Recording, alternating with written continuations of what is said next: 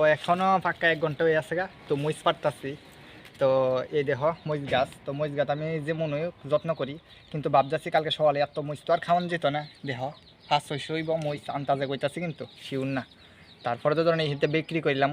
তো আমার গেটের সামনেই রাস্তা আছে, মেন রোডের রাস্তাতে যাইতে যাইতে যেভাবে, তো বললে 100 করে পুটলা বান্ধা বললে আরামসে হয়ে যাবো। আর আমরা গিরস্তি বাড়ি পাল্লা বাটকিরা অ্যাভেলেবেল।